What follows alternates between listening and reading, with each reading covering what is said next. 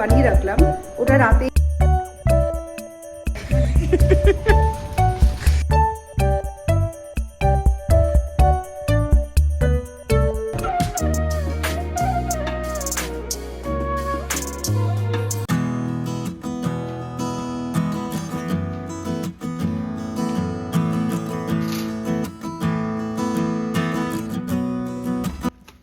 আমি অপরাজিতা।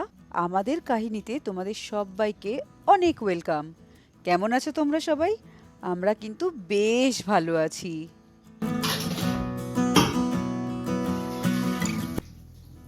আমাদের ওদিকে এখন প্রচণ্ড ঠান্ডা, কিন্তু পুনেতে একদমই ঠান্ডা নেই। পুনেতে জানো তো 12 মাস একই রকম ওয়েদার। ঠান্ডার সময় হালকা একটা কম্বল নিলে হয়ে যায় রাতে, এমনি দিনে সেরকম কিছু পরতে হয় না। শীতের দিনে নানান রকম পরোটা খেতে কিন্তু ভীষণ ভালো লাগে। এত ফুলকপি দেখে ফুলকপির পরোটা খেতে ইচ্ছে করে, আলুর পরোটা খেতে ইচ্ছে করে। তো আজকে আমি তোমাদের সাথে আলুর পরোটা শেয়ার করি। আগের দিনের ভিডিওতে যে চপারটা কিনেছিলাম মনে আছে? এই দেখো, সেই চপারটা আজকে ইউজ করছি আলুর পরোটা বানাবো বলে। তাই ভাবলাম ভিডিওটাও শেয়ার করে দিই। খুব ভালো এটাতে পেঁয়াজগুলো চপ হয়ে গেছে জানো, একদম মিহি করে।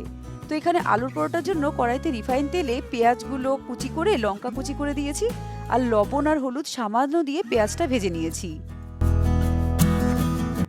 এবার এতে আলুগুলো সিদ্ধ যে করেছিলাম ভালো করে দিয়ে দিচ্ছি ধনেপাতা কুচি, আর এরকম একটা ম্যাশার দিয়ে আলুগুলো পুরো ম্যাশ করে দেব, যাতে এর মধ্যে কোনো আলুর টুকরো না বেঁচে থাকে।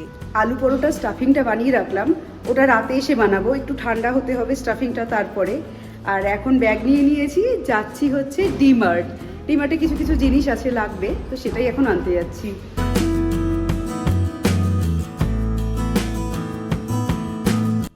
ডিমার্ট যাওয়ার যে এই রাস্তাটা আছে না, এটা আমার ভারী পছন্দের রাস্তা। কারণ এটা থেকে যাওয়ার সময় পাশেই এয়ারপোর্ট আছে, আর প্লেনগুলো ল্যান্ড করে পুরো দেখা যায়। আমার এত ভালো লাগে প্লেন দেখতে। আমি প্লেনে চড়েছি, কিন্তু আমার তাও ভালো লাগে প্লেন দেখতে। সেই জন্য এই রাস্তাটা আমার খুব প্রিয়। আর এই দেখতে দেখতে চলে এসেছি ডিমার্ট।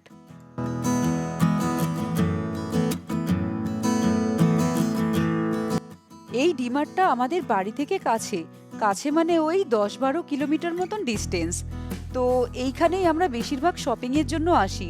কিছু কিছু জিনিস যদি লাগে একবারে এখানেই চলে আসি, এখান থেকেই নিয়ে যাই।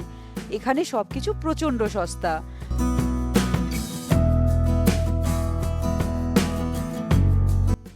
অনেকদিন হয় ডিমার্ট আসবো আসবো করছিলাম, কিন্তু আজকেই যে হঠাৎ করে চলে আসবো সেটা ভাবিনি। তো সেই কারণে আলুর পরোটার যে স্টাফিংটা বানিয়েছি সেই আলুর পরোটাটা আর খেয়ে আসতে পারিনি। খিদেটা হালকা হালকা পাচ্ছে, কারণ তাড়াহুড়োর জন্য না দই চিড়ে খেয়ে এসছি। আর ডিমার্টে এত ঘুরে ঘুরে শপিং করতে হয়, খিদে পেয়েই যায়।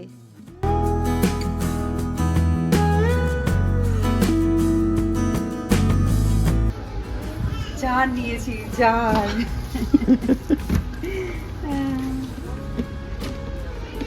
ডিমার্টে যতবারই আসি না কেন, এইসব কৌটোকাটি নেওয়ার শখ কিন্তু আমি কিছুতেই কমাতে পারি না। একটা হলেও নিয়ে যাব। আর আমার কৌটোকাটি কেনার শখ দেখে অভিকও বলল আমি একটা রুম ফ্রেশনার নেব। ওই কালো রুম ফ্রেশনারটা নিয়েছে, আর আমার হিসাবে আমি কৌটো নিয়েছি। এই হচ্ছে দুজনের নিজের পছন্দ মতন জিনিস। বিয়ের আগে এইসব কৌটোকাটি ওরকম প্রয়োজন ছিল না, তো অতটা দেখতাম না। কিন্তু বিয়ের পরে এগুলো যেন খুব পছন্দের জিনিস হয়ে গেছে।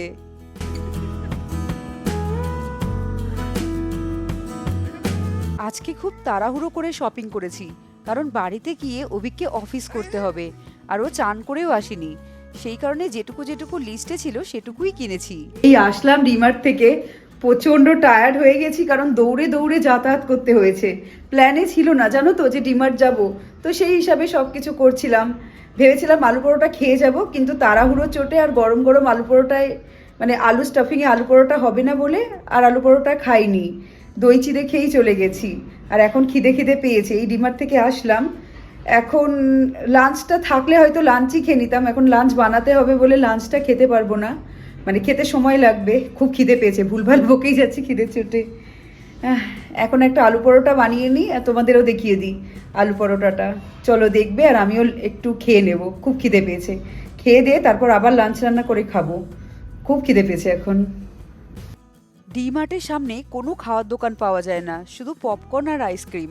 আর আমার এখন এত খিদে পেয়েছিল যে পপকর্ন আইসক্রিম খাওয়ার মতো নয়।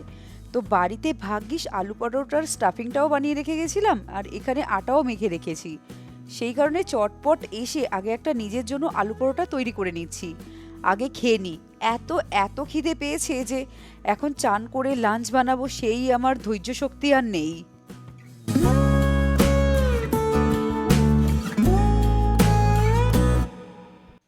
আলু পরোটা যে আমি খুব ভালো বানাতে পারি সেরকমটা নয়। আমার শাশুড়ি মা কিন্তু প্রচণ্ড প্রচণ্ড ভালো আলু পরোটা বানায়। মানে আলু পরোটা যখন ভাজে তখন খুব সুন্দর ফোলে, আর ভিতরে স্টাফিংটাও বেশ ভালো লাগে খেতে। আমি যেরকম পারি সেরকমটা আজকে তোমাদের সাথে শেয়ার করছি। এখানে 1 কাপ আটা আর হাফ কাপ ময়দা মিশিয়ে ভালো করে আটাটা মেখে নিয়েছি। আর মাখাটার পরে 1 থেকে 2 ঘন্টা আটাটাকে রেখে দিও, তাহলে ভালো হয় পরোটাটা। এবার তার ভিতর তো দেখলেই স্টাফিংটা ভরে নিয়েছি।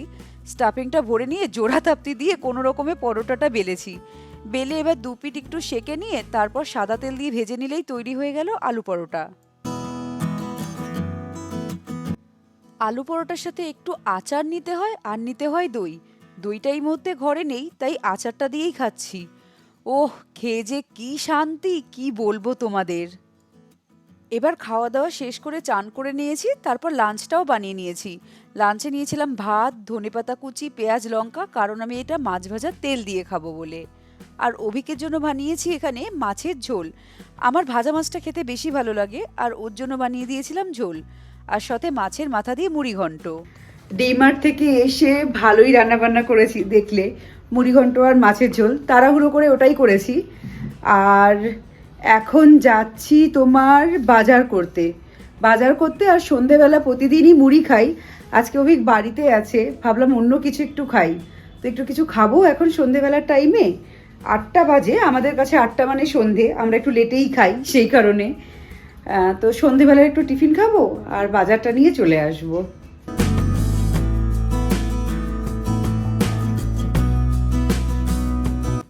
এই যে দোকানটা দেখছো, এই দোকানটার নাম হচ্ছে যোগেশ্বরী মিসেল অ্যান্ড ভেল। পুনেতে কিন্তু মিসেল বলে একটা জিনিস হয় যেটা প্রচণ্ড ফেমাস, আর এই দোকানের ম্যাঙ্গো লাসিটাও খুব ভালো। তো আমি এখানে প্রথমবার মিসেল পাও খেতে এসছি। মিসেল পাও বলতে ওই যে তরকার ডাল হয় না, ওই রকমই একটা অন্য রকমের ডাল, যেটা অঙ্কুর করে সেটাকে কারি টাইপের বানানো হয়, আর এর সাথে এরকম গ্রেভি দেয়া হয় এক্সট্রা খাওয়ার জন্য। তো এটা খেতে আমার বেশ ভালোই লেগেছে।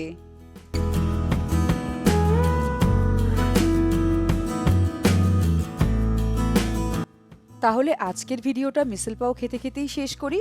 ভিডিওটা ভালো লাগলে লাইক, শেয়ার, সাবস্ক্রাইব করো। আর তোমরা সবাই ভালো থেকো, সুস্থ থেকো, সাবধানে থেকো। এবার আমি আসি, টাটা।